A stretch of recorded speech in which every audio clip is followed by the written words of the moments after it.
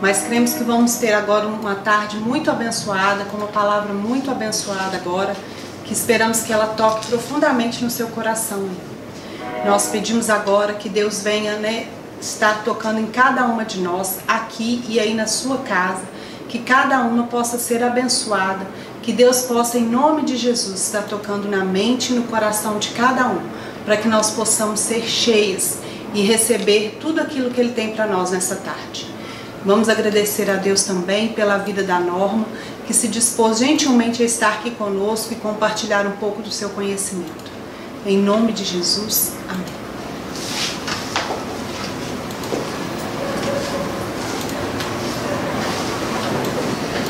Boa tarde, muito prazer, sou a Norma Cunha, psicóloga clínica, palestrante. Uma das coisas que eu mais amo fazer é levar boas novas, é falar do amor de Deus juntamente com a ciência. Eu acredito plenamente que essas duas linhas de pensamento, seja a palavra de Deus ou seja a ciência, elas conversam e conversam muito. E aí hoje, nessa tarde, a Claudinha, e o Ministério da Igreja Quadrangular de Mulheres veio me convidar para eu falar um pouquinho sobre saúde mental, sobre a jornada das nossas emoções, a jornada da nossa mente. Acho super pertinente esse assunto, afinal de contas nós estamos vivendo um momento muito atípico, no qual às vezes eu tenho a impressão, como alguém que cuida da saúde mental, parece que as nossas emoções estão ficando muito adoecidas, e se tivesse um UTI para as nossas emoções, provavelmente talvez o número seria até maior do que as pessoas que hoje estão no Covid, por causa do Covid na UTI. Ontem, estudando um pouquinho sobre o que a gente ia falar hoje, eu até fiz um pequeno vídeo lá no meu Instagram falando um pouquinho sobre isso. Então, eu queria trazer para você uma reflexão, e caso a minha linha de pensamento, se você pensa de outra maneira, eu te respeito, tá bom? Mas a minha intenção é convidar você a voltar os seus olhos para aquilo que te dá esperança. A palavra de Deus fala: quero trazer à memória aquilo que me dá esperança. Então hoje no Brasil, nós somos mais de 212 milhões de brasileiros. É muita gente, Desses 202 milhões de brasileiros, ontem eu fiz as contas, nós teríamos aí 6% da população contabilizada que pegou o corona. Meu esposo, gosta muito de matemática, diz ele que alguns estudiosos falam que esse número pode até ser multiplicado por 10. Eu ainda até brinquei com ele, falei que ótimo, então nós estamos com um número ainda maior de pessoas, vamos pôr, praticamente imunizadas, E, ao mesmo tempo, do outro lado, nós temos aí 0,2%, mais ou menos, não chega nem a 0,2% de mortos. A minha intenção aqui não é diminuir a dor de quem agora está com alguém internado. A minha intenção aqui agora não é, de certa forma, tentar minimizar o luto que você está vivendo nesse momento por ter perdido alguém da sua família. A minha intenção aqui agora é que a gente pare um pouco de focar os nossos olhos na catástrofe e a gente volte os nossos olhos para aquilo que nos dá esperança. Então, se a gente volta os olhos para a porcentagem, ela já não fica algo tão assustador como quando a gente pensa que teve 300 mil mortos, Sabemos que 300 mil mortos seriam como 2 cidades que eu estou aqui agora, que é Conselheiro Lafayette. É muita gente. Porém, para a minha saúde mental, e eu estou compartilhando com você algo que eu ponho em prática diariamente, eu prefiro olhar para a porcentagem. Por que isso? Porque o quão vai influenciar minha vida neste momento eu ficar olhando para o medo, eu prestar atenção no medo. Nós vamos falar um pouquinho sobre isso. Então cabe sim a mim tomar os devidos cuidados, obedecer às regras, obedecer às leis, cuidar-nos. Mas cuidar-nos vai além do protocolo de colocar máscara, de usar álcool, cuidar das emoções, cuidar da mente. Nós precisamos aprender a cuidar das nossas emoções, porque se nós não aprendermos a cuidar das nossas emoções, quando terminarmos essa pandemia, e até hoje na história, nunca se ouviu falar de uma pandemia ou de um mal-estar na sociedade que ele não tivesse começo, meio e fim. Então nós teremos sim um fim. Porém, a minha preocupação é nesse fim, que outro começo nós vamos ter de saúde mental. Por isso que eu estou aqui hoje para falar com você sobre isso. E aí a minha pergunta para você, eu queria que você refletisse nesse momento, o que vem na sua cabeça? Quando eu falo de números para você, o seu pensamento, ele vai em direção à porcentagem, que é 0,15 alguma coisa, por cento de mortos, ou os seus pensamentos vai para os 300 mil. Norma, o que isso tem a ver com a mente? Tem a ver tudo. Tem tudo a ver com a nossa mente. Porque Provérbios 23:7 fala o seguinte: assim como o ser humano imagina em sua alma, em sua mente, em suas emoções, assim ele é.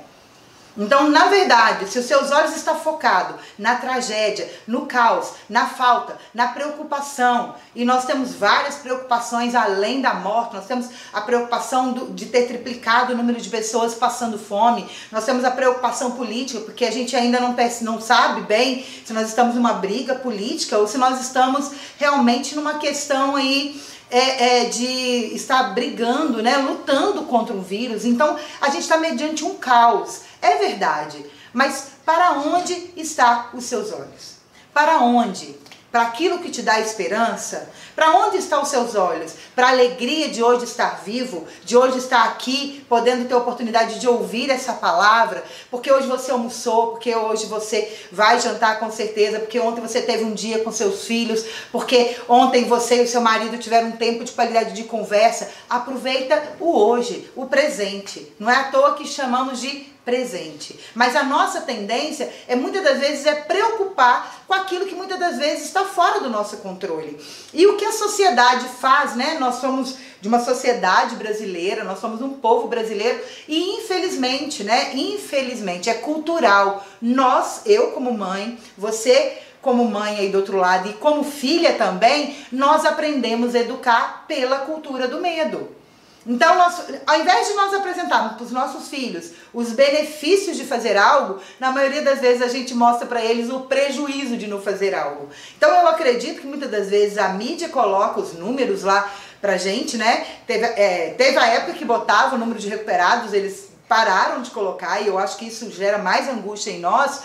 Por quê? Para gerar a cultura do medo, para que nós possamos obedecer, porque infelizmente nós aprendemos a obedecer a partir da repressão, a partir do medo. Então como que a gente faz com nossos filhos? Olha, se você não comer, você vai ter anemia. Olha, se você não estudar, você vai se tornar um pedinte e não vai ter dinheiro, não vai ter um emprego. Olha, meu filho, né? Se você andar com essas pessoas, você vai se tornar um drogado.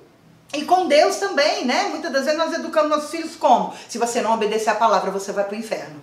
Então, nós socialmente, nós já temos uma tendência a bombardear a nossa mente, a dos nossos filhos, a da nossa casa, não trazendo os benefícios das ações. Não enchendo a nossa mente com os benefícios, mas enchendo a nossa mente com adoecimento, com medo.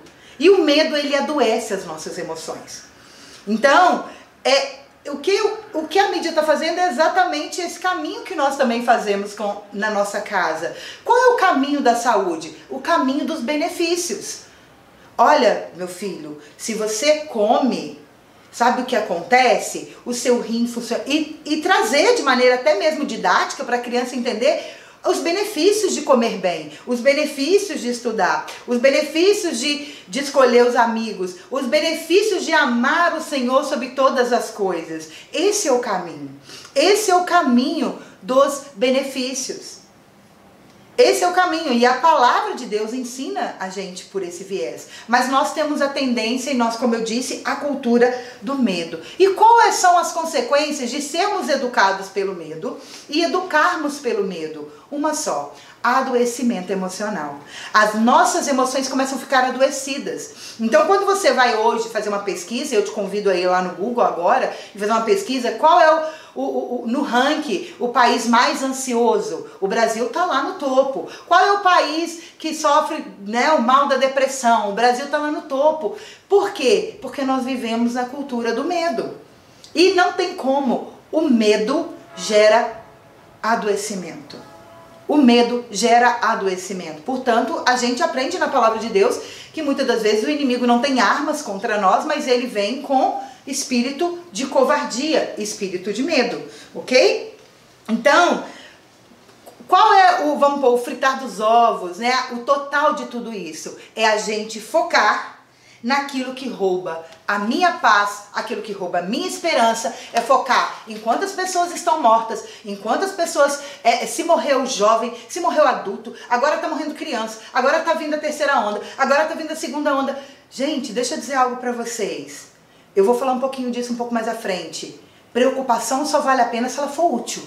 Preocupação inútil é aquela que você se vê sem nada fazer. E é muito difícil para o ser humano ver um caos e não poder controlar.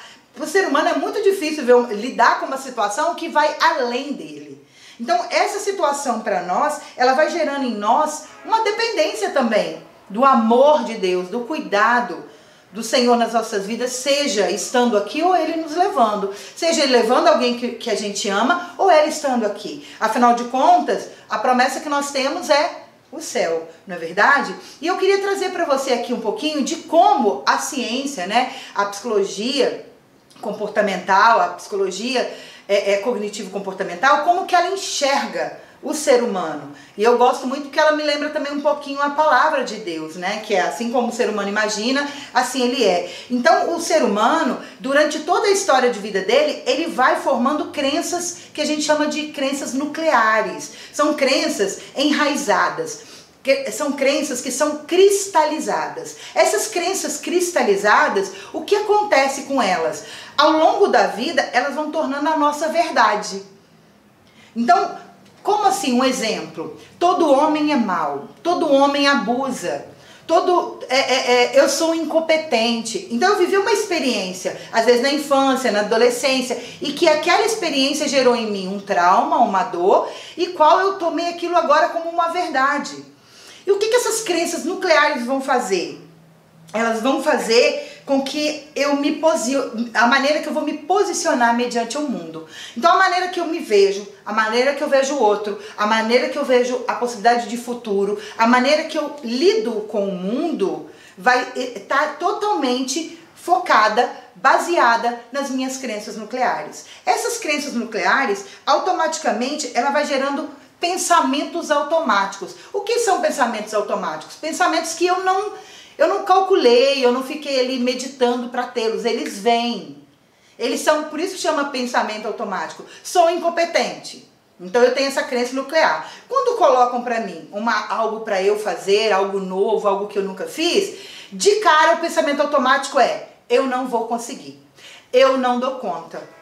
Eu nunca gostei dessa matéria, ou eu nunca vou, a minha mãe já falava, eu não gosto de cozinhar, eu não vou aprender a cozinhar, eu não nasci para isso. Então os pensamentos automáticos vai de certa forma respaldando, eles vêm para poder dar um chão, é uma regra, né? Os pensamentos automáticos, eles são regras que vão fazendo a gente funcionar de maneira que sustenta a minha crença nuclear. E a partir disso, começa a gerar sentimento de incapacidade, de frustração, de angústia, sentimentos, né, pautado ali na incompetência, de muito, se for voltado para ninguém me ama, eu não mereço ser amado, eu não nasci para isso, eu simplesmente sou uma pessoa que vou morrer sozinha. Então todos esses pensamentos automáticos, eles vêm a partir da crença. Agora, uma coisa que é muito importante, que eu queria que você, né, no todo aqui, quando eu falar, eu queria que você guardasse isso. Pensamentos são hipóteses. Hipóteses precisam ser evidenciadas.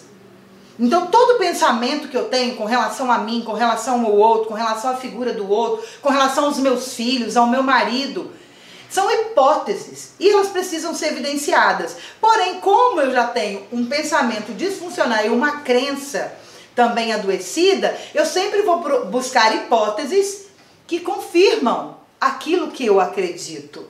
Então, quando chega para mim histórias de superação, de alguém que era incompetente ou que se sentia incompetente, que rompeu, eu sempre nego, eu sempre esquivo, eu sempre rejeito aquela experiência, porque eu estou convencido, ou senão no final eu respondo assim: isso é com o outro, não comigo. Né? Às vezes eu lido com um paciente com depressão severa e é interessante, porque quando eu tento mostrar para ele, evidenciar para ele que ele tem pessoas que amam ele fala assim: não, é por dó. Eu falo, mas presta atenção no movimento de fulano. Você não acha que foi amor? E de ciclano, você não acha que foi amor? Não, eu acho que é dó.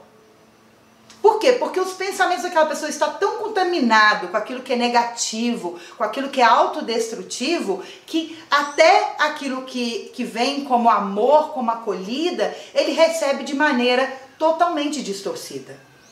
E isso é muito sério. Por quê? Porque uma vez que eu adoeço as minhas emoções por causa dessas crenças, desses pensamentos, automaticamente o meu físico começa a sentir. Então eu começo a ter dor no ombro, eu começo a ter gastrite, sudorese, dor no peito e tantas outras coisas mais que você sabe. Então os nossos pensamentos, eles vão, de certa forma, gerando, as nossas crenças, elas vão gerando pensamentos, que vão gerando em nós sentimentos e que vão, no final das contas, nos manipulando, como se fosse uma marionete, com relação ao nosso comportamento.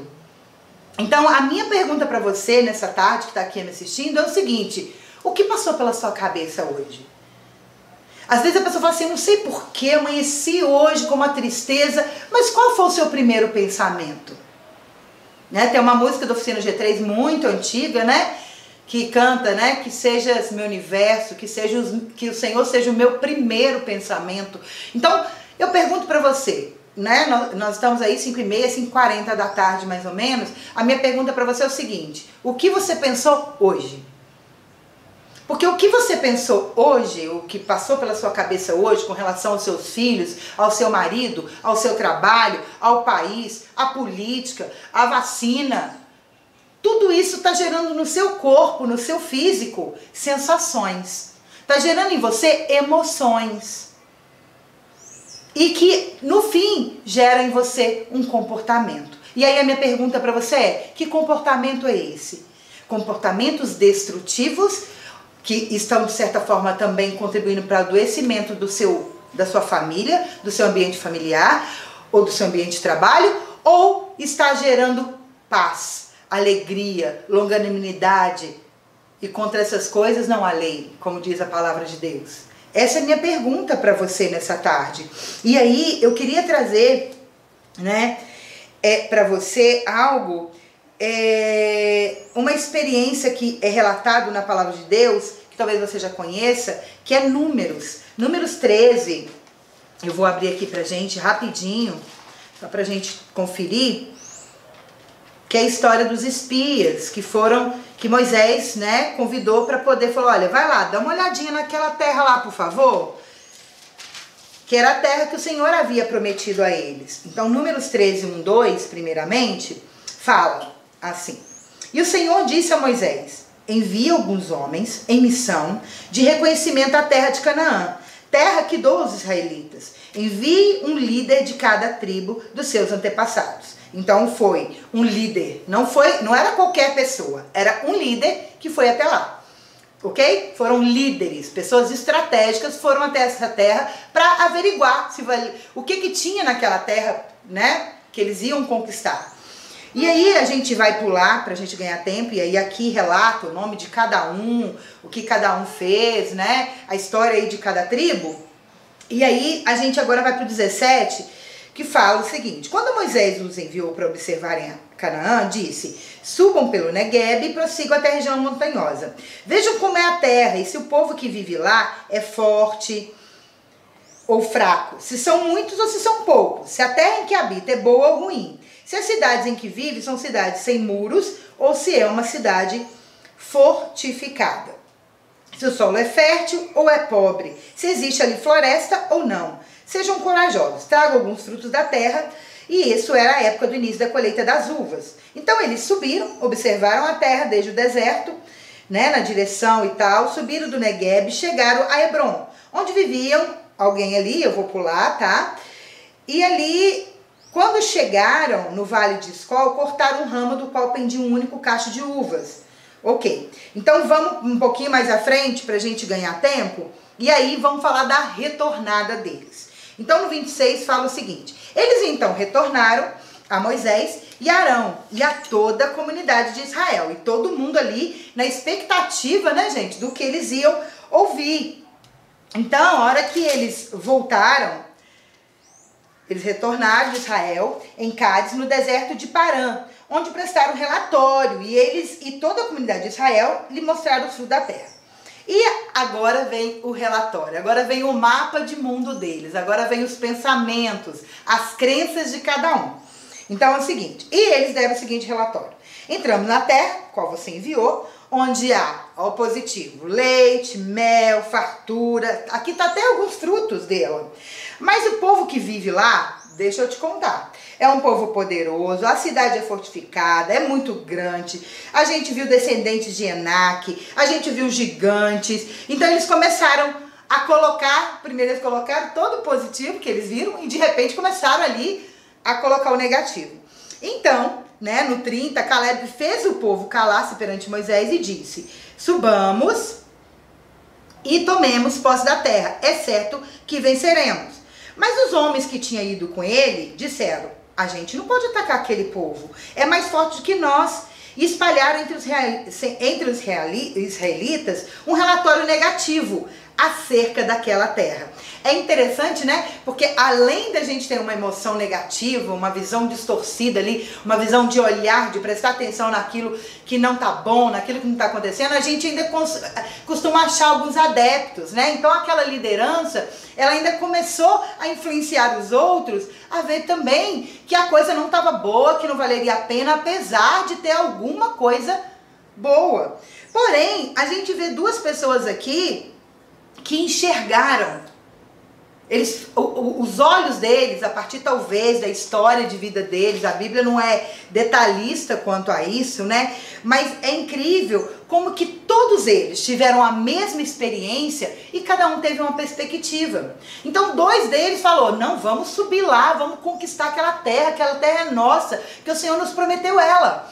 Os outros, e aqueles outros eram maioria, falou: olha, ali é forte, os homens são fortes, ali tem gigantes, a gente não dá conta de enfrentar tudo isso. Eu pensando numa linha psicológica, eu imagino que a experiência de vida daqueles outros dois que enxergaram como uma boa possibilidade de conquistar a terra, eram pessoas que os pensamentos, as crenças nucleares deles, os pensamentos automáticos deles estavam muito voltados para aquilo que era possível, para a possibilidade. Eles enxergavam as coisas por um viés de fé, sim, mas também tinha ali dentro deles uma perspectiva de vida. O que a gente aprende na psicologia? O evento, a situação em si, ela tem muito pouco domínio sobre eu e você. Na verdade, a situação em si, ela apenas revela as minhas crenças e os meus pensamentos. Portanto, por isso que tantas pessoas passaram a mesma experiência e tiveram perspectivas diferentes. Entende? Então você vai perceber aí duas pessoas vivendo um caos parecido, seja morte, seja hospital, seja desemprego, e você vai perceber que elas viveram a mesma experiência, foram mandadas embora pelo mesmo chefe, atendida pelo mesmo médico, e a percepção delas da experiência é totalmente diferente uma da outra. Por quê? Por causa da construção cognitiva, por causa da construção emocional de cada um deles. E aí a minha pergunta para você é a seguinte: como é a sua construção emocional? Como que essa mente funciona? Sua mente, ela tem uma tendência a ser generalista? Eu costumo dizer que a mente generalista é assim, porque tá todo mundo, ninguém, tudo, essa é a mente generalista. Tudo, todo mundo. Quem não gosta de você, Renato? Todo mundo. Todo mundo quem, Renato? Não, assim, não é todo mundo. Aí a pessoa, né? Não, mas pra mim, essas duas pessoas significam, pra mim, representa todo mundo. Então a pessoa generaliza, né? Então a gente vê muito isso, né? Nesse boca a boca aí, nessas notícias aí hoje de doença, de morte, a gente já ficou sabendo, tá morrendo várias crianças com Covid. Várias quantas? É muita, mas muitas quantas que eu fui pesquisar e não consegui achar uma porcentagem. E aí as pessoas, né, outro dia eu vi uma senhora, meu coração encheu de compaixão, e falou assim: ó, deixa eu falar uma coisa, quando eles entubam as pessoas, é pra morrer. entubou, não tem jeito. Então assim, entende a mente? E aí essa entubou, não tem jeito, já não é o generalista, é o catastrófico. É a catastrofização. Então quando a pessoa olha a situação, ela enxerga apenas as possibilidades de dar errado. Pode dar errado? Óbvio que pode. Tem a porcentagem para dar errado qualquer situação que você vive, um casamento, a criação de um filho, estar numa determinada instituição religiosa, igreja, e mudar de emprego. A vida é um risco, né? Marcela Thaís tem uma música que eu amo, né? Viver é um risco, mas vale a pena, né, arriscar. Então assim, existe risco? Existe, mas muitos de nós com a nossa saúde emocional voltada sempre para catastrofização, e não é porque a pessoa é má não, tá gente? É a história de vida dela. Ela já teve tantos eventos na vida dela, às vezes, que foi reforçando aquele comportamento de catástrofe, que ele já enxerga a possível catástrofe naquela situação. E é incrível porque não estou dizendo de pensamento positivo ou negativo, mas é incrível, né? Que assim como a fé, através da fé, você pode, com um grão de mostarda, falar com um monte, vai para um lado e ele muda, e vai para o outro, ele muda. Assim como a fé é a certeza das coisas que eu não vejo, a convicção do que eu espero, a falta de fé também. Então, a impressão que dá é que quanto mais a gente foca na catástrofe, foca no generalismo, parece que mais isso gruda em nós, né? Mais isso se apega a nós. É incrível isso, porque na verdade o pessimismo, ele realmente traz esse ambiente de falta de fé e ele traz esse adoecimento emocional. Então é incrível, eu volto a dizer a questão da depressão severa. Quando acontece algo maravilhoso, a pessoa coloca assim, mas não era assim que eu esperava, agora já não adianta, olha quanta coisa ruim que eu já passei. Então o foco da pessoa está voltado para os gigantes, para os fortes, para aquela terra que a gente não dá conta de conquistar. Então, volto a dizer, eu gostaria que você averiguasse, né, e agora enquanto eu falo, não pensasse, eu queria que o fulano estivesse pensando ou falando sobre isso ou ouvindo, não. Eu quero que você olhe para você. A única pessoa que nós temos possibilidade de contribuir para ser transformado somos nós. Romanos 12 fala isso, não vos conformeis com esse século, mas transformai-vos pela renovação da vossa mente. Então, é onde eu fico apaixonada com a palavra de Deus, porque a própria palavra de Deus, ela nos dá conselho no qual a ciência trabalha, no qual a psicologia trabalha. Porque qual é a proposta da psicologia? Contribuir para que seu mindset, o seu mapa de mundo, para que sua mente tenha uma outra perspectiva. E a palavra de Deus já vem com esse conselho. Então, volto a dizer, a minha pergunta para você é o seguinte, para onde os seus olhos estão olhando? Nesse momento tão difícil, tão atípico que estamos vivendo. Seus filhos estão em casa, estão estudando, e aí a casa, né, já não funciona mais como antes, você já não tem mais seu tempo de qualidade como você tinha quando as crianças estavam na escola. Para onde você tem olhado? Para onde?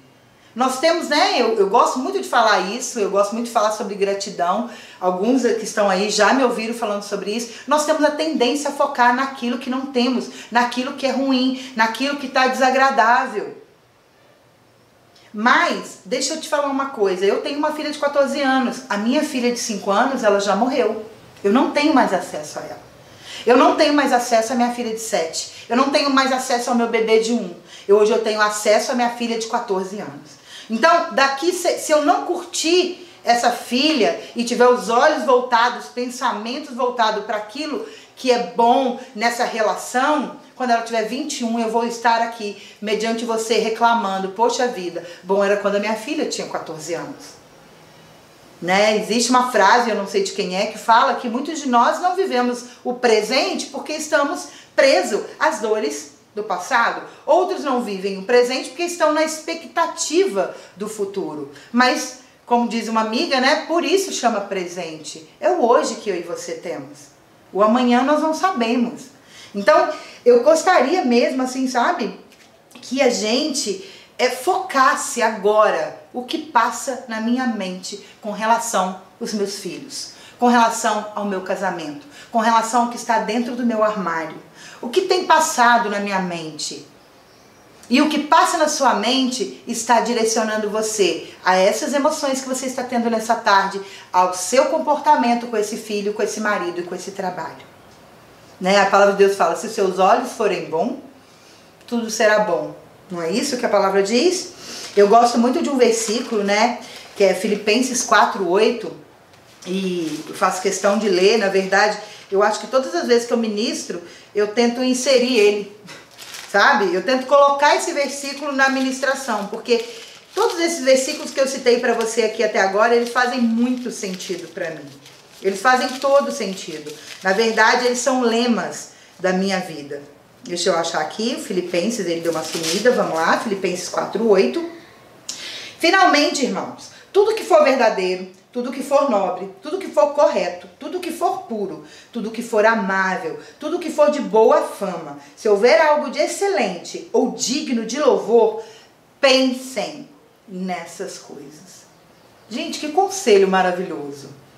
Conselho maravilhoso. O conselho que ele está dando aqui é o meu primeiro atendimento com o meu paciente, que eu falo, vamos prestar atenção no que tá passando nessa cabeça? Vamos prestar atenção nesses pensamentos? Então a palavra de Deus está falando, presta atenção. O que você está pensando é nobre? É de boa fama? Te gera saúde emocional? Ou está te gerando preocupação? Como eu disse um pouquinho antes, nossa preocupação é útil ou inútil? Porque tracinho ocupação, eu estou me ocupando antes da ocupação chegar, eu já estou me já estou me ocupando dela. A preocupação útil é aquela que me leva à ação. Então, há em mim um temor do que vai ser do futuro do Brasil, porque hoje nós temos 27 milhões de pessoas hoje vivendo com uma renda abaixo de R$245. O que eu como cristão posso fazer, além de orar ou prestar atenção ao meu lado, com relação a quem precisa de ajuda? Ah, mas a minha preocupação é e se o meu marido perdeu o emprego? E se? A palavra de Deus diz, basta o mal de cada dia. A palavra de Deus diz que se os passarinhos, né, as flores do campo, o Senhor veste e cuida, quanto mais a nós. Então a minha pergunta para você é o seguinte, hoje o que você preocupa? O quanto você tem controle disso? Você está preocupada, né, aí com o futuro dos seus filhos? O que você pode ocupar-se de fazer o melhor por esse futuro? O que você pode se ocupar de fazer o melhor por esse casamento, por esse trabalho? Fora disso, minha querida, é inútil. A minha preocupação e a sua, se ela não nos convida a uma ação, e uma ação que traz saúde, que às vezes ela pode nos convidar a ação que o outro também não quer. Então, a ação, ela precisa depender de mim, mas se eu esbarro num outro, e esse outro não está disposto, eu preciso aprender a descansar, mesmo eu sabendo que o outro precisa, às vezes, de ajuda. Porque o outro só vai mudar, só vai ser transformado quando fizer sentido para ele. Enquanto não faz sentido para esse outro, ele vai continuar funcionando dessa maneira, mesmo que às vezes essa maneira gera sofrimento para ele e para aqueles que estão à sua volta. Então, na verdade, né, e se os meus filhos fizerem más escolhas como adulto? O que você pode fazer para os seus filhos hoje é ensinar ele o caminho que ele deve andar. O que você pode fazer hoje é acolher, amá-lo, respeitá-lo. Se ele é adolescente, dando autonomia com um certo cuidado ali, vigiando, prestando atenção. Formando ali um homem, uma mulher de bem, com princípios. Fora disso, ele é um ser autônomo e ele tem as escolhas dele para fazer. Então a sua preocupação, se ela não nos levar a ações saudáveis, se a minha preocupação, e aí nem seria preocupação, seria ocupação, se a minha ocupação não for produtiva, né, e eu não estou falando de produção, de excesso de demanda de trabalho, mas produção é você como mulher, ou você aí que é homem está assistindo, uma ocupação no qual corresponde à necessidade naquele momento dos seus filhos, do seu marido, da sua casa. A sua ocupação, ela só tem sentido se ela for produtiva, porque fora disso ela só vai ter um propósito: te adoecer. E aí é por isso que nós vemos hoje pessoas que têm essa palavra tão maravilhosa, que têm conselhos tão maravilhosos e com as emoções adoecidas. Primeiro porque nós estamos no mundo caído e nós somos seres humanos. Então assim como a gente vai adoecer de um câncer, a gente vai adoecer de gripe, de Covid, né, como alguns já deram, também vai acontecer das minhas emoções adoecerem. Principalmente se hoje eu ainda não estou atenta às crenças que eu tenho de vida, do mundo, do outro. Principalmente se eu não dou conta de lidar com esses pensamentos automáticos e não sei fazer diferente, tá? E, enfim, né? A minha pergunta hoje para mim como cristã e para você, sabe qual é? Eu fiquei pensando nisso em casa. Eu e você sabemos que existe um céu. E não por merecimento, mas pela graça nós iremos habitar nesse céu. Porque Jesus morreu na cruz por mim e por você. E eu percebo que nós como cristãos estamos tão frenéticos, tão angustiados, tão sobrecarregados quanto aqueles que não têm a promessa do céu. Bate em nós um desespero. Óbvio, queridos, que eu e você, e eu compreendo perfeitamente, nós fomos feitos para morrer. Nós fomos feitos para uma vida eterna. Como deu errado, vamos pôr assim, né? Como não funcionou, porque o pecado entrou, que Jesus veio e transformou a maldição em bênção.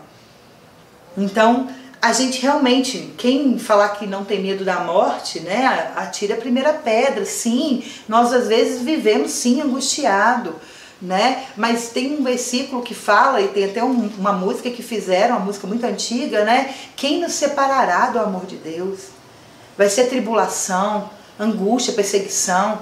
Porque na verdade, apesar de que eu tenho uma filha, eu tenho um marido, eu tenho um emprego, eu tenho uma casa, a única certeza que eu tenho até os meus últimos dias de vida é o Senhor. Nesse momento na UTI, no hospital, onde nós não podemos entrar para ver os nossos amados, quem é que está ali com aquela pessoa? É o Senhor. E essa certeza de ter o Senhor precisa, nós precisamos ir trabalhando nas nossas emoções e através até mesmo das nossas orações, para que isso nos dê a paz que excede todo entendimento. Esse é o propósito da morte de Cristo. Esse é o propósito da palavra. A palavra de Deus é uma carta de amor para vir trazer para mim e para você paz. E como eu disse, a paz que excede todo entendimento. Mas apesar de nós irmos para o céu, mas apesar de nós já ter entendido que Cristo morreu na cruz por nós, parece que neste momento está vindo à tona as nossas crenças nucleares, os nossos pensamentos que a gente chama de disfuncionais. Por quê? Porque não contribui para a gente funcionar bem. E aí vem essa sensação de fragilidade, de vulnerabilidade, porque nos dá a consciência da mortalidade.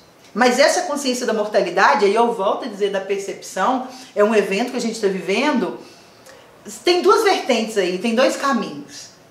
A consciência da fragilidade, da mortalidade, da vulnerabilidade, ela pode me levar a uma dependência maior e descansar nos braços do Pai. Ou pode me levar ao desespero. Tudo vai depender do que está acontecendo aqui dentro. Entende? Então, essa consciência, e eu quero te convidar a essa reflexão agora nessa tarde. Essa consciência de mortalidade, de vulnerabilidade e fragilidade, qual é o propósito dela se a gente fosse usar ela de maneira positiva, produtiva? Deixa eu aproveitar que a morte está batendo às nossas portas e levar flores para aquelas tias minha mais velha, que lá na minha infância marcou a minha vida de alguma maneira, e escrever uma carta de amor para elas, porque eu tenho um sentimento para com elas, mas nunca expressei. Para que serve essa sensação de mortalidade próxima? Para pedir perdão. Existe um livro que eu sempre indico ele, da Cláudia Quintana, que chama A Morte, um Dia que Vale a Pena Viver. E a Cláudia Quintana, ela cuida de pessoas, ela é médica, de pessoas que estão já na fase da medicação paliativa, então elas estão aguardando a morte. E a Cláudia coloca duas questões que todas as pessoas que ela já lidou até hoje, e as pessoas que estudam a morte também falam sobre isso, duas questões que a pessoa que está à beira da morte, ela traz. Duas. Uma é querer procurar as pessoas e pedir perdão e fazer conserto. Uma é essa. A outra é prestar atenção mais em viver não em favor do outro, em função do outro, em querer agradar o outro. mas também prestar atenção nos seus desejos, nas suas vontades. Então fica um bom conselho para eu e você, mediante esse ambiente que nós estamos vivendo nesse momento, de sensação de que a morte está pairando sobre nós. Ela está, e aí? E se hoje fosse meu último dia e seu? Quais concertos que nós faríamos? Quais pessoas nós procuraríamos? Você pode pegar agora o seu celular e mandar mensagem de gratidão, de reconhecimento de pessoas que você ama e que talvez até hoje você nunca expressou. Ah, eu amo fulano, mas deixa o mas de lado. Compreende? Porque isso é ocupar de maneira produtiva com a sua vida. Isso é aproveitar, de certa forma, o caos, né? Como dizem, brincam por aí, o limão e fazer uma limonada. Isso é fazer com que você ocupe a sua mente com algo produtivo, com algo que leva cura, com algo que leva esperança. Então, essa semana, eu não sei qual foi a igreja, mas rodou aí em toda a cidade, não faço ideia de quem seja. Eu achei tão assim, né? Eu acredito que quem fez não tinha pretensão de viralizar, parou na porta ali do hospital e começou a orar e cantar. Gente, nós carregamos a vida em nós. Nós carregamos a vida em nós. E aí você me pergunta, né, Norma, e aí? O que eu faço para alinhar os meus pensamentos, os meus sentimentos e os comportamentos para que eles sejam funcionais, para que eles possam trazer para a minha vida, para a minha casa, para os meus filhos mais saúde? Eu quero te dar algumas dicas, né, que eu trago, que eu uso na minha vida e também uso com os pacientes que eu atendo. Separa um caderno de registro. A gente costuma chamar de diário da terapia. Nesse caderno, anote os pensamentos que passam na sua cabeça diariamente. O que você pensa sobre casamento, o que você pensa sobre ter filhos, o que você pensa sobre o país, o que você pensa sobre a sua igreja. Começa a anotar esses pensamentos. Você está começando a prestar atenção ao que passa nessa cabecinha. Isso é muito importante. Então vamos parar de querer consertar o marido, o filho, a mãe e vamos começar a olhar para nós. Então essa é uma primeira atitude, né? A gente chama isso na terapia cognitivo-comportamental de registros de pensamentos, né? Como eu disse, já disse antes e eu vou reforçar isso. Todo pensamento é uma hipótese, não é uma certeza, ok? Então, vamos lá pensar, vamos aqui de maneira assim, alguém tem problema de autoestima, né? Baixa. Passou, o pastor não olhou para ela, não a viu. O primeiro pensamento, já falei que esse povo dessa igreja não gosta de mim. Esse é um pensamento disfuncional e automático. Qual poderia ser um outro pensamento mediante esse fato? Eu acho que o pastor talvez pode estar atrasado, por isso não me viu. Da próxima vez eu vou cumprimentá-lo e deixa eu prestar atenção se ele vai me responder. Então, isso seria o registro de pensamento. Você anota o seu pensamento, anota a hipótese, procura evidências desse pensamento, se realmente ele faz sentido, se existem mais pessoas que pensam assim, e vê também outras possibilidades, outras coisas que poderiam ser, além do que você imagina. Então a gente chama isso de diagnosticar esse pensamento, de evidenciá-lo, de colocá-lo à prova. Você vai anotar essas evidências, essas hipóteses, você vai ver se elas têm procedências, né? E você vai começar a prestar atenção quando você escreve, como eu disse antes. Todo mundo, né? Eu durante a minha vida, um pensamento que eu sempre cuidei, eu acho que talvez seja por isso que me atrai tanto falar sobre pensamento, devido à minha história de vida, eu sempre tive uma tendência a esperar da vida o pior, porque se vier o melhor, tá tudo bem, pelo menos eu não estava com expectativa nenhuma. E eu comecei a ver que havia uma distorção de pensamento aí, que esse pensamento não era saudável para mim. Ah, não, então tem que viver no mundo das maravilhas, ter expectativas surreais? Não, precisa haver equilíbrio. Precisa haver equilíbrio. Então, você tem um caderninho, anota os seus pensamentos, começa, só de você observar o que passa na sua cabeça, já te dá meu Deus, eu nunca imaginei. Tá, agora eu entendo porque que eu tenho resistência com meu marido. Agora eu entendo porque quando ele me coloca a mão, eu sinto até uma aversão. Afinal de contas, eu penso que todo homem é, que a relação a dois íntima, ela é problemática por causa de... Então você começa a perceber por que você se comporta e sente de tal maneira mediante situações que outros contam que para eles é uma alegria. Então, quando você já começa a prestar atenção nos seus pensamentos, isso já é de grande importância. Por isso que a gente usa, né? E eu falei, quando eu estive na Quadrangular presencialmente, sobre o pote da gratidão. Porque quando você, durante 3 meses, vai escrevendo todas as coisas boas que acontecem no seu dia, pelo menos 3, não todas, um docinho que alguém te deu, uma mesa de café que alguém preparou para você, uma toalha que alguém pegou para você, o seu pensamento disfuncional, ele começa a sair de cena e começa a entrar um pensamento de gratidão, de visão positiva da vida. A mesma coisa é o registro do pensamento. Norma, fiz os registros, olhei as hipóteses, só vejo hipótese negativa, não consigo ver nada de positivo com relação a esse problema, tentei e não consegui, o que eu faço? Busca ajuda. Busca ajuda. Deus separou pessoas capacitadas para nos ajudar. Então busca ajuda espiritual, leia bons livros. Hoje no YouTube tem uma riqueza de ministrações, de psicólogos, né? Talvez se você tiver preferência, cristãos. Hoje nós temos assim uma fonte, né? Na verdade, as redes sociais ou o YouTube, ele é como remédio e veneno, né? Vai depender da dose do que você está tomando, mas é muito positivo. Tem muita coisa boa para a gente aprender. Agora, o que nós não podemos fazer é se conformar.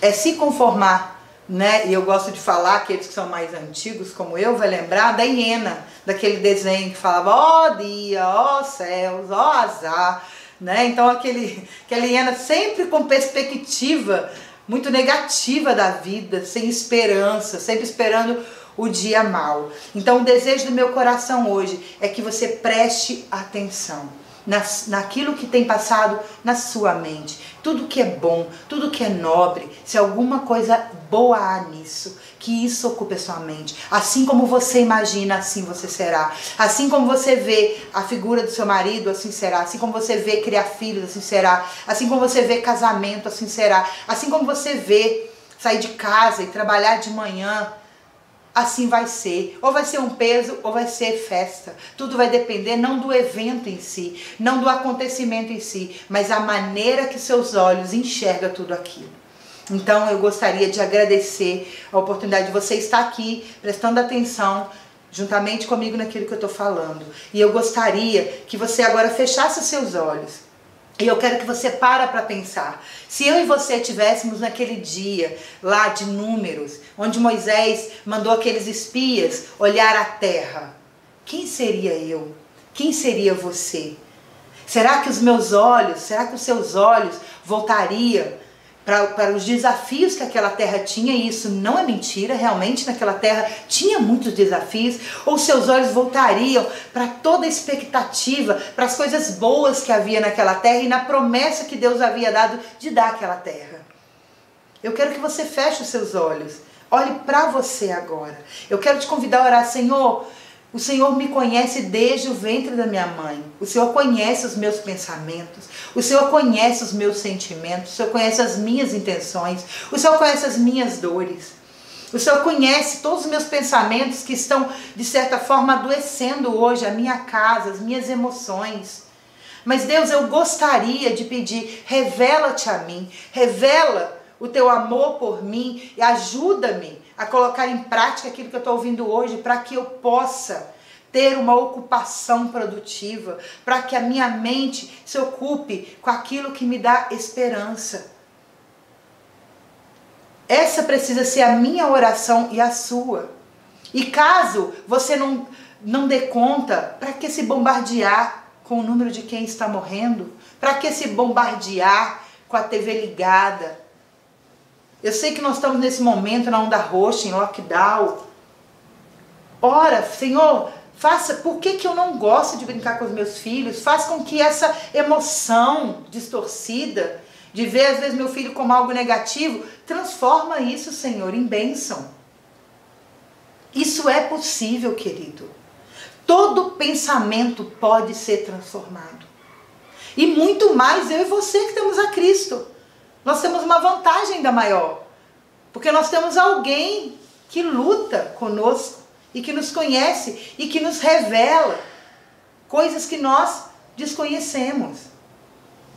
Não é o que a palavra diz? Eu bem sei que pensamentos têm ao vosso respeito, pensamentos de bem e não de mal, para dar a vocês o fim que vocês desejam.